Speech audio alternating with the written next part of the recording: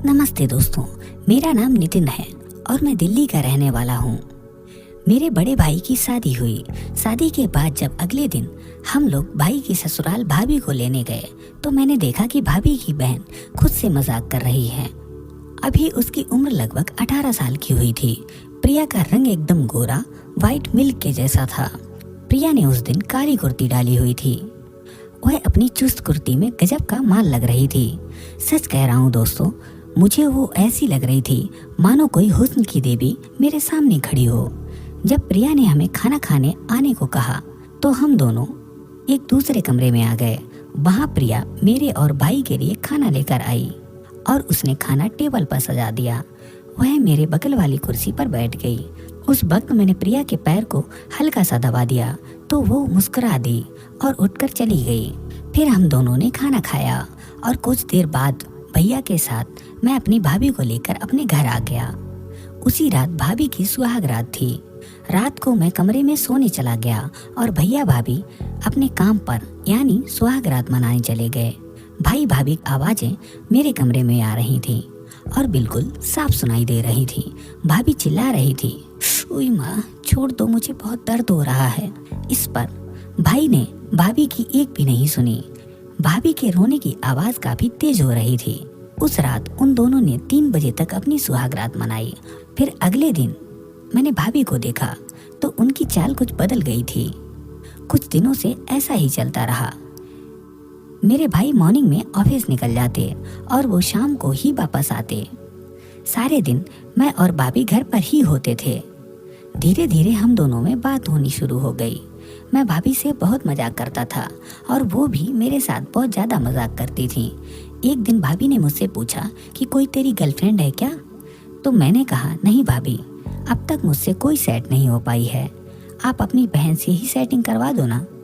तो वो हंस दी और काफ़ी देर मजाक के बाद वो बोली कि हाँ देखती हूँ। फिर कुछ दिन बाद भाभी बोली, मेरी बहन यहाँ आने वाली है तो तुम खुद ही बात कर लेना। मैंने भी खुश होकर कहा भाभी से कि ठीक है भाभी, धन्यवाद।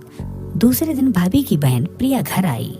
भाभी बोली, प्रिया ये मेरा देवर तुझ पर बिल्कुल लट्टू है पर बोल नहीं पाता बेचारा।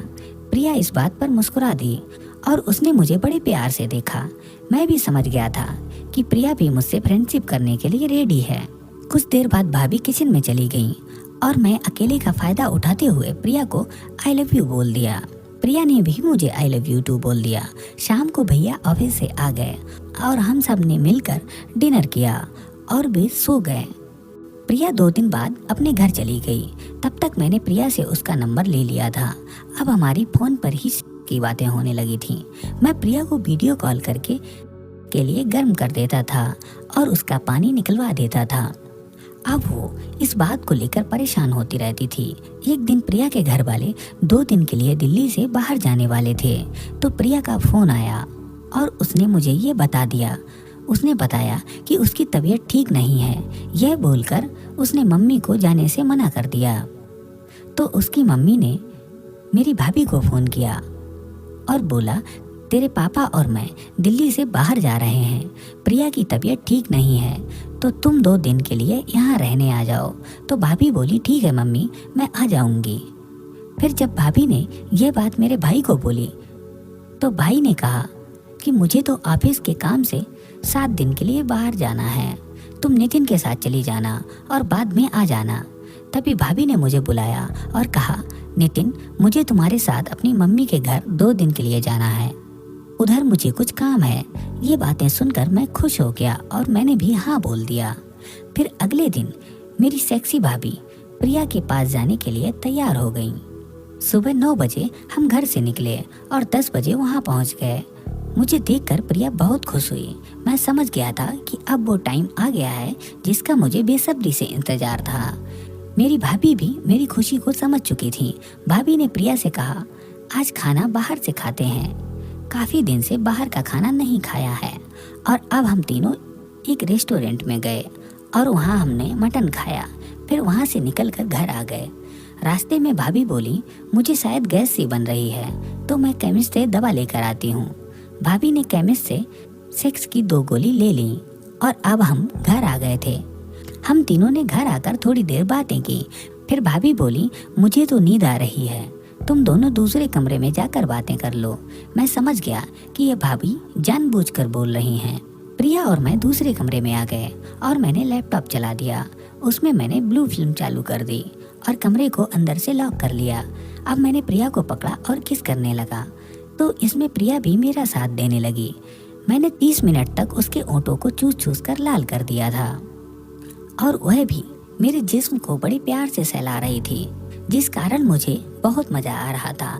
वह वासना से पागल होती जा रही थी और मुझे भी अत्यंत मजा आ रहा था। उसकी सलवार में मैंने हाथ डाला। मैंने उसकी सलवार पूरी नीचे कर दी और उसकी पैंटी को मुंह से नीचे खिसकाकर उतार दिया। मैंने उसे अपनी गोदी में उठाया और बेड पर ले गया और उसे भी बहुत मजा आ रहा था। वह कामुक आवाजें निकाल रही थी। कुछ देर में हम दोनों ही पूरी तरह कामातुर हो गए। उसने भी मेरे सारे कपड़े उतार दिए थे और मेरे जवान शरीर को बुरी तरह से चाटने लगी थी। मुझे भी अभी बहुत मजा आ रहा था। थोड़ी देर बाद उसके होंठों को छोड़ा तो वह बोली, जानू बहुत दर्द हो रहा है। लेकिन उसकी इस बात का मुझ पे कोई असर नहीं हुआ।